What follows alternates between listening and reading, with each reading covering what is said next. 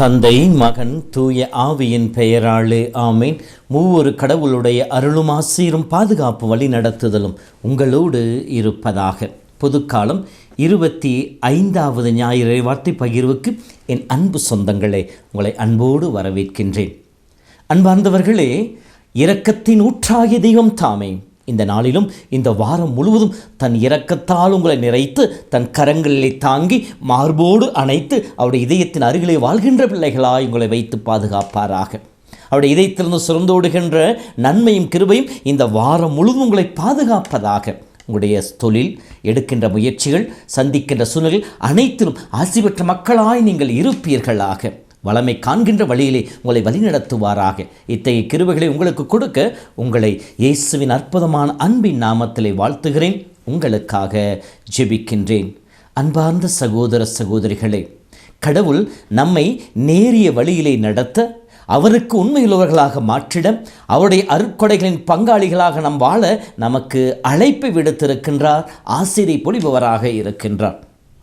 1 பேதுரு 5:10 நாம் ஒவ்வொருவருமே கடவுளுடைய அருட்கொடைகளின் சீரிய பொறுப்பாளர்கள் என்று சொல்லப்படுகின்றது. பவுல் சொல்வார் அல்லவா, கடவுள் என்னை நம்பி இந்த பணியினை என்னிடம் ஒப்படைத்திருக்க என்று சொல்லுவார். அதன் பிரகாரம் நாம் ஒவ்வொருவருமே கடவுளுடைய இந்த உலகின் படைப்பின் பொறுப்பாளர்கள், பணியாளர்கள், கண்காணிப்பாளர்கள்.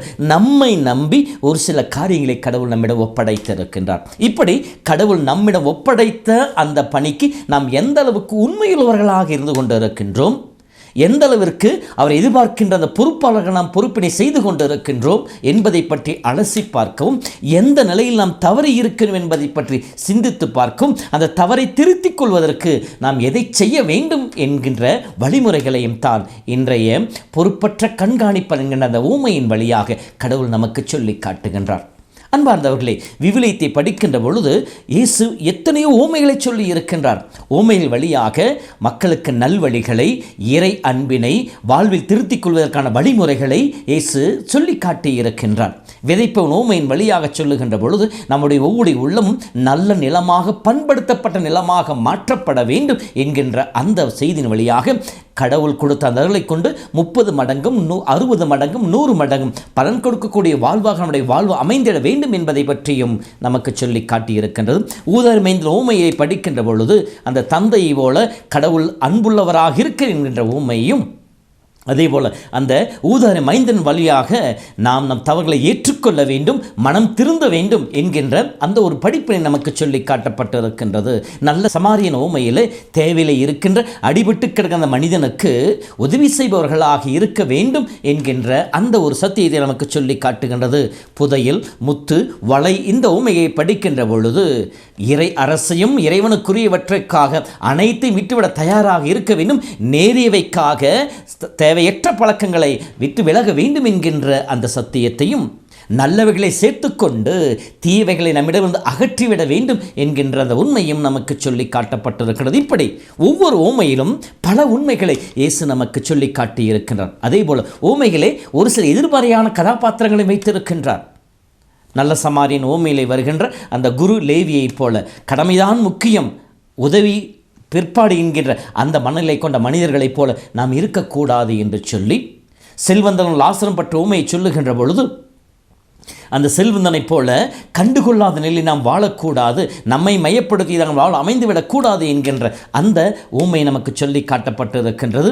ஊதாரி மைந்தன் ஊமையிலே வருகின்ற மூத்த மகனைப் போல திருந்தி வருகின்றவர்களை ஏற்றுக்கொள்கிற மனநிலை இருக்க வேண்டும், அவர்களை மன்னிக்க மறுக்கின்ற மனநிலை நம்முடைய இருக்கக்கூடாது என்கின்ற ஊமையை நமக்கு சொல்லி காட்டப்பட்டிருக்கிறது. இப்படி எதிர்மறையான கதாபாத்திரங்கள் வழியாகவும் பல நேரிய உண்மைகளை நமக்கு சொல்லி காட்டுகின்ற இயேசு இன்றைய நற்செய்தியின் வழியாக இந்த பொறுப்பற்ற கண்காணிப்பாளன் எவ்வாறு தன் நிலையிலிருந்து தவறினான், மீண்டும் அந்த பொறுப்பை எப்படி பெற்றுக்கொண்டான் என்பதை பற்றி சொல்லி காட்டுவதன் வழியாக ஒரு எதிர்மறையான ஒரு கதாபாத்திரம், ஒரு தவறான செயலை செய்கின்ற ஒரு கதாபாத்திரத்தை கொண்டு நமக்கு நேரிய பல பாடங்களை சொல்லி காட்டுகின்றார். இந்த இதில் 3 பாடங்களை நாம் கற்றுக்கொள்ள வேண்டும். முதலாவதாக அந்த கண்காணிப்பாளன் தன் பொறுப்பிலிருந்து தவறிய நிலை, இரண்டாவதாக தன்னிலை உணர்ந்தவனாக இருப்பது, மூன்றாவதாக அந்த மீண்டும் புதிய வாழ்விற்கு தன்னை உட்படுத்திக் கொள்வது. இந்த முதல் நிலையை பற்றி பார்க்கின்ற பொழுது பொறுப்பிலிருந்து தவறிய நிலை. தலைவன் இவனை தன்னுடைய உடைமைகளுக்கெல்லாம் கண்காணிப்பாளனாக நியமிக்கணும் என்று சொல்லி இறைவார்த்தை சொல்லுகிறது. அப்படி என்றால் ஒரு தலைவன் தன்னுடைய பொறுப்புகளுக்கு தன்னுடைய அதில் எல்லா சொத்துக்களுக்கும் அதிகாரியாக ஏற்படுத்துகிறவனை எந்த அளவுக்கு தேர்ந்தெடுத்திருப்பார் என்று சொல்லி யோசித்து பாருங்கள். ஏதோ புதிதாக வந்தவனையோ வழியோரம் போயினவனையோ அழைத்து இதோ என் உடைமைகளுக்கு நீ அதிகாரியாகிறீ என்று சொல்லி இருக்க மாட்டான். மாறாக பல ஆண்டுகள் ஆய்ந்து அறிந்து யோசித்து அவனுடைய வாழ்க்கை முறைகளை பார்த்து தான் அவனை நியமித்திருப்பான். அதே போல் அந்த நியமிக்கப்பட்ட பணியாளன் பல ஆண்டுகளும் தலைவனும் பணியாற்றியவனாக இருக்க வேண்டும். அந்த தலைவனுக்கு கீழ்ப்படிந்து உண்மையுள்ளவனாக அந்த தலைவன் விரும்புகின்ற விதத்திலே தன் வாழ்வை அமைத்துக் கொள்வனாக, நேரியவனாக, பொறுப்புள்ளவனாக, எல்லா காரியங்களையும் சரிவர செய்பவனாக இருந்திருக்க வேண்டும். எனவேதான் அத்தகைய மனிதனை தேர்ந்தெடுத்த அந்த தலைவன் தன்னுடைய உடைமைகளுக்கெல்லாம் பொறுப்பாளியாக கண்காணிப்பாளனாக அவன் நியமிக்கின்றான். இந்த பொறுப்பிலிருந்து அந்த மனிதன் எப்படி தவறி போனான்? துவக்கத்திலே இவன் உண்மையிலவனாகத்தான் இருந்திருக்க வேண்டும். அந்த பணியை அவனுக்கு கொடுத்துக்கின்ற பொழுது மிக சந்தோஷமாக அந்த பணியை செய்திருப்பான்.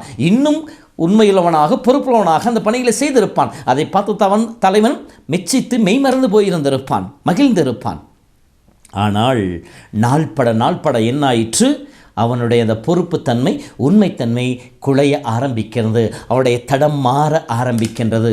அவன் வகித்த அந்த பதவியோ, அவனிடம் சேர்ந்த செல்வங்களோ, அவனை சூழ்ந்திருக்கிற அந்த செல்வ செழிப்போ, அவன் வாழ்ந்த அந்த வாழ்க்கை முறையோ அவனை தடம் மாற வைக்கின்றது.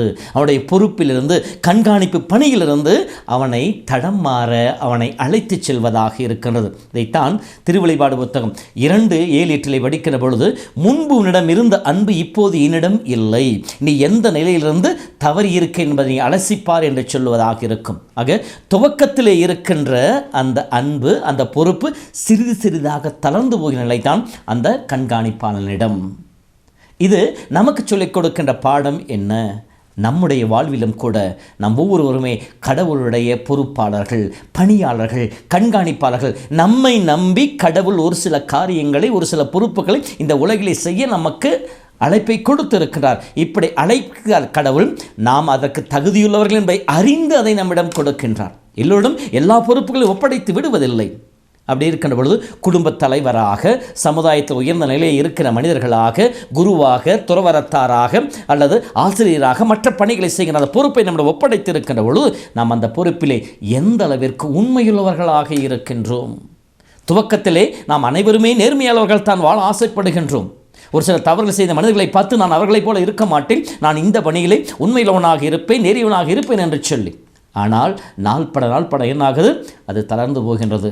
உதாரணம், அரசியல் தலைவர்கள் அரசியலுக்கு வருகின்ற பொழுது நானும் உண்மையிலவனாக இருப்பேன், நான் லஞ்சம் வாங்க மாட்டேன், நான் லஞ்சத்தை ஒழித்திடுவேன், தீமை எதிர்த்து போராடுவேன் என்று சொல்பவர்களாகத்தான் அரசியல் அடியெடுத்து வைக்கின்றார்கள்.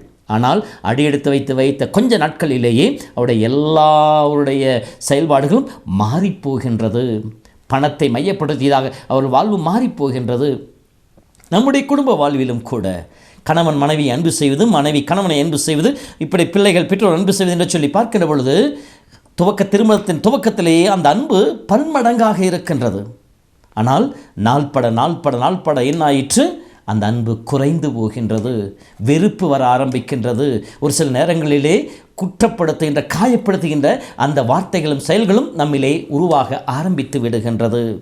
குழந்தை பிறக்கின்ற பொழுது கண்ணே மணி என்று சொல்லி தோளிலும் மார்பிலும் போட்டு அவர்களை சீராட்டி பாராட்டி வளர்க்கின்ற அதே பெற்றோர் தான் கொஞ்சம் கொஞ்சமாக அந்த குழந்தை வளர்கின்ற பொழுது ஒரு சில நேரங்களே அவர் செய்கின்ற சிறு சிறு தவறுகளை கூட பொறுத்து கொள்ள முடியாமல் சபிக்கின்ற, திட்டுகின்ற, அடிக்கின்ற, துன்புறுத்துகின்ற அந்த செயலை செய்பவர்களாக இருக்கின்றார்கள். நாம் நியாயம் கூறலாம், அவர்களை திருத்துகின்ற சொல்லி. ஆனால் அங்கே அன்பு குறைபட்டு போய்கொண்டு இருக்கின்றது. நம்முடைய ஆன்மீக வாழ்விலும் கூட புது நன்மை உறுதி பூசல் வாங்குகின்ற பொழுது எந்த அளவுக்கு உத்வேகத்தோடு ஆண்டவரை தேடி வருபவர்களாக இருக்கின்றோம், நற்கடை வழியிலே பங்கெடுப்பவர்களாக இருக்கின்றோம். ஆனால் நாள்பட நம்முடைய அன்பு குறைந்து போகின்றது. நம்முடைய பொறுப்புகளிலிருந்து நாம் தவறுகளாக மாறி போகின்றோம். இதைத்தான் இன்றைய அந்த பொறுப்பற்ற கண்காணிப்பால் நமக்கு சொல்லிக் கொடுக்கின்ற முதல் பாடம், நாம் எந்த நிலையிலிருந்து தவறி இருக்கின்றோம் என்பதை நாம் உணர்ந்து கொள்ள வேண்டும். நம்முடைய பொறுப்புகளிலே எந்த அளவுக்கு உண்மையற்றவர்களாக நேர்மையற்றவர்களாக வாழ்ந்து கொண்டிருக்கின்றோம் என்பதை அலசி பார்க்க அழைப்பு விடுக்கின்றது. இரண்டாவதாக, அந்த பொறுப்பற்ற கண்காணிப்பால் நமக்கு சொல்லிக் கொடுக்கிற இரண்டாவது பாடம், இந்த நிலையிலே அவன் தவறுகின்ற பொழுது இந்த தலைவன் அவனை வேலையிலிருந்து நீக்குகின்றார். இப்போது அவன் இரண்டாவது தன்னிலை தன்னுணர்வு பெற ஆரம்பிக்கின்றான். இதுவரை சுகபோகமாக வாழ்ந்தாயிற்று, எதை பற்றி கவலை இல்லாமல் வாழ்ந்தாயிற்று, இப்பொழுது எல்லாம் என்னை விட்டு போக இருக்கின்றது. இப்படி எல்லாம் என்னை விட்டு போகின்ற பொழுது நான் எப்படி வாழப்போகின்றேன்? நான் எப்படி இதெல்லாம் இல்லாமல் வாழப்போகின்றேன்? மண் வெட்டவோ எனக்கு உடலே வலிமை இல்லை, பிச்சை எடுக்கவோ எனக்கு அவமானமாக இருக்கிறது, என்ன செய்வேன்? உள்மன பயணத்திலே அவன் ஆரம்பிக்கின்றான். எப்படி? லூக்கா 10:15 வருகின்ற ஊதாரி மைந்தனைப் போல அவன் அந்த பன்றி கூட்டத்திலே பன்றிகள் ஒன்றாக நிற்கும் வரை அவன் தன்னை பற்றி யோசிக்கவில்லை. தன் இன்பங்களின் மீது மட்டுமே அவன் கண்களை வைத்திருந்தான். அவனுடைய புறக்கண்கள் மகக்கண்கள் அடைக்கப்பட்டிருந்தான். எனவே அவன் இன்புற்றிருந்தான். எல்லாம் போயிற்று. அந்த பன்றி கூட்டத்திலே அவனுக்கு உணவு கூட கிடைக்காத நிலையில் இருக்கின்ற பொழுது நான் எப்படிப்பட்ட நிலையில் வாழ்ந்து கொண்டிருந்தேன், எவ்வளவு வசதியாக இருந்தேன். தன்னுணர்வு பெற்றவனாக தன்னுடைய சுயத்தை பற்றி சிந்திக்க ஆரம்பிக்கின்றான். அன்பார்ந்த சகோதரமே, நம்முடைய வாழ்க்கையிலும் ஒரு சில நேரங்களில் இப்படிப்பட்ட இக்கட்டான சூழ்நிலைகளை கடவுள் ஏற்படுத்துவதற்காக நம்மை துன்புறுத்த அல்ல, அல்லது நம் கஷ்டப்படுவதை பார்த்து அவர் மகிழ்ந்திருப்பதற்காக அல்ல, மாறாக தன் உணர்வு பெறுவதற்காக, நம் வாழ்விலே நாம் இழந்து போன ஆசிரியர் நாம் நினைத்து பார்ப்பதற்காக, நமக்கு கொடுக்கப்பட்ட பொறுப்பிலே நாம் எந்த அளவுக்கு உண்மையற்றவர்களாக வாழ்ந்திருந்தோம், எந்த அளவிற்கு இந்த உலகிலே நாம் நம்முடைய வாழ்வை ஒரு பயனற்றதாக செலுத்தி கொண்டிருக்கின்றதை பற்றி சிந்தித்து பார்ப்பதற்காக அந்த ஒரு தருணங்களை இறைவன் அனுமதிக்கலாம். அந்த பொறுப்பற்ற கண்காணிப்பாளன் தன்னிலை உணர ஆரம்பிக்கிறான். உணர ஆரம்பித்தவுடன் அவன் வாழ்க்கையிலே மாற்றங்கள் பிறக்க ஆரம்பிக்கின்றன. நம்முடைய வாழ்விலும் கூட நாம் நம்முடைய வாழ்விலும் மாற்றங்களை காண முற்பட வேண்டுமெனில் தன் உணர்வு தேவை. நான் எப்படிப்பட்டவன், நான் எப்படி வாழ்ந்து கொண்டிருக்கின்றேன், எந்த நிலையிலே இருக்கின்றேன், எதையெல்லாம் இழந்திருக்கின்றேன் என்பதை பற்றி நாம் அலசி பார்க்கின்ற பொழுது, குடும்பத்திலும் சரி, நாம் குடும்பத்தில் இருக்கின்ற பொழுது கணவன் மனைவி பிள்ளைகள் பெற்றோர் நம்முடைய குடும்பத்திலே சமாதானம் இல்லாத நிலைக்கு காரணம் என்ன? இந்த சண்டை சச்சரவு காரணம் என்ன? ஒன்று பணத்தை தேடி சென்றதாக இருக்கலாம், அல்லது நம் கையில் இருக்கின்ற அலைபேசியோ தொலைக்காட்சியோ நம்மை அந்த சந்தோஷத்தை பிடுங்கி இருக்கலாம், அல்லது ஆசையும் எதிர்பார்ப்புகளும் ஒரு சில நேரங்களிலே நம்முடைய மகிழ்ச்சியை தொலைக்க காரணமாக இருந்த அப்போது காரணம் என்ன என்பதை பற்றி நாம் அலசி பார்க்கின்ற பொழுது மட்டுமே அந்த தவறுகளை தூக்கி எறிய முடியும். அந்த தவறுகளிலிருந்து நாம் மீண்டும் நம் குடும்பத்திற்கு, நம்முடைய ஆன்மீக வாழ்விற்கு தேவையான மகிழ்ச்சி ஆசிரியரை பெற்றுக்கொள்ள முடியும். மூன்றாவதாக, அந்த பொறுப்பற்ற கண்காணிப்பை நமக்கு சொல்லிக் கொடுக்கின்ற பாடம் செயல்பட ஆரம்பிப்பது. தவறிவிட்டான், தவறியதை பற்றி அவன் ஆய்ந்து அறிந்து தன்னை பற்றி அறிந்து கொண்டான். அதோடு நின்று விடவில்லை, மாறாக அடுத்த நிலை எப்படி அதை சரி செய்வது, எப்படி அதை நான் நிவர்த்தி செய்வது, நான் என்ன செய்ய வேண்டும் என்பது எனக்கு தெரியும் என்று சொல்லி அவன் உள்ளத்தில் நினைத்தவனாக தலைவனிடம் கடன்பட்ட மனிதர்களை அழைத்து அவர்களோடு உறவு ஏற்படும் விதத்திலே அந்த வாய்ப்பை பயன்படுத்த ஆரம்பிக்கின்றான். அந்த ஊதாரி மைந்தன் தன்னிலை உணர்ந்து அங்கேயே நின்று கொண்டு விட, நான் எழுந்து என் தந்தையிடம் போவேன் என்கின்ற அந்த செயல்பாடு. பழைய ஏற்பாட்டிலே பார்க்கின்ற பொழுது நினிவே நகர மக்கள் பாவத்திலே உழன்று கொண்டிருந்தார்கள், தவறு செய்து கொண்டிருந்தார்கள். அவர்கள் தன்னிலை உணர்வதற்காக யோனா அங்கே அனுப்பப்படுகின்றார். யோனா போய் போதிக்கின்ற பொழுது அவர்கள் தன்னுணர்வு பெறுகின்றார்கள், தங்கள் பாவ நிலை உணர்ந்து கொள்கின்றார்கள், தாங்கள் இழந்து போன ஆசிரியரை நினைக்கிறார்கள், வரப்போகின்ற அழிவை பற்றி அவர்கள் சிந்திக்க ஆரம்பிக்கின்றார்கள். உடனே அவர்கள் செயல்பட ஆரம்பிக்கின்றார்கள். சாக்கு உடை உடுத்தி சாம்பலில் அமர்ந்து மனம் வருந்தி நோன்பிருந்து கடவுள் நோக்கி மன்றாட ஆரம்பிக்கின்றார்கள். கடவுளும் தன்னுடைய மனநிலையை மாற்றிக்கொண்டதாக அந்த அறிவிலிருந்து அவர்களை காப்பாற்றியதாக சொல்லப்படுகின்றது. செயல்பாடு மிக மிக முக்கியம். தன்னுணர்வு மட்டும் பத்தாது. இறை வார்த்தை கேட்கின்ற பொழுதோ, மறையுரையை கேட்கின்ற பொழுதோ, அல்லது அருள்பொழிவுகளை கேட்கின்ற பொழுதோ கடவுள் நம் வாழ்வில் இருக்கின்ற தவறுகளை சுட்டி காட்டுகின்றார். நாம் சென்று கொண்டிருக்கிற தவறான வழிகளை நமக்கு சுட்டி காட்டுகின்ற பொழுது அந்த தவறுகளை ஏற்றுக்கொள்கிற மனநிலை நம்மிடம் இருக்க வேண்டும். ஏற்றுக்கொண்டு புது வாழ்வில் அடியெடுத்து வைப்பவர்களாக இருக்க வேண்டும்.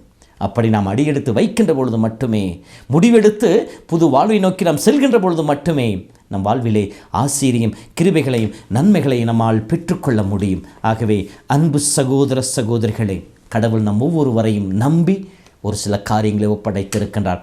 நாம் கடவுளுடைய அருட்கொடைகளுடைய சீரிய பொறுப்பாளர்கள். நம்மிடம் ஒப்படைக்கப்பட்ட அந்த கடமைகளிலே உண்மையுள்ளவர்களாக இருப்போம், நேர்மையானவர்களாக இருப்போம், கீழ்ப்படிந்து நடப்பவர்களாக இருப்போம். அந்த நம்மிடம் ஒப்படைக்கப்பட்ட நம்முடைய தலைவனுக்கு மகிழ்ச்சியை கொடுக்கின்ற மக்களாக இருப்போம்.